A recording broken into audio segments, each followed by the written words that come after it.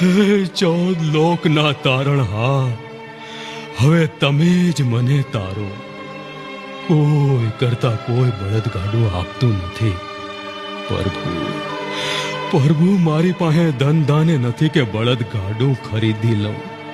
મારા નાથ, હવે તમે સાથ દઈ માર્ગ બતાવો. એ જય શ્રી કૃષ્ણ ભગત. જય શ્રી કૃષ્ણ. આવ ભાઈ આવ ગોવિંદ. ભગત, કઈક ચિંતામાં લાગો છો. હા એ મારા જેવું કઈ કામકાજ હોય તો કયો ને. ગોવિંદ ભાઈ, એક બળદગાડાની જરૂર છે. ડાકોરથી દ્વારિકા જાવું છે. ભગતજી, ગાડું તો મારી પાસે છે, એમ? પણ હાવ નબળું છે. એમાં બળદે જોરાતા નથી. ગોવિંદ તને ભગવાને જ મોકલો છે ભાઈ. તું મને બળદગાડું આપ. ઇતિહાસ ને પાને તારું નામે અમર થઈ જાય હો. હું ગાડાને જીવથી વધારે હાસવીશ. એ હાલો મારા ઘીરે. હા એ તમને બળદગાડું તૈયાર કરી દઉં. હાસું છે. ભગવાનના કામ ભગવાન ભરુહે થાય. હાલ મારા વાલા હાલ.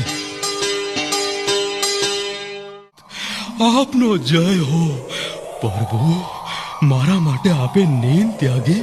ભગતજી, ગુગળીઓ આ બધી વાત જાણી જશે તો તમારી આપત્તિ વધી જશે.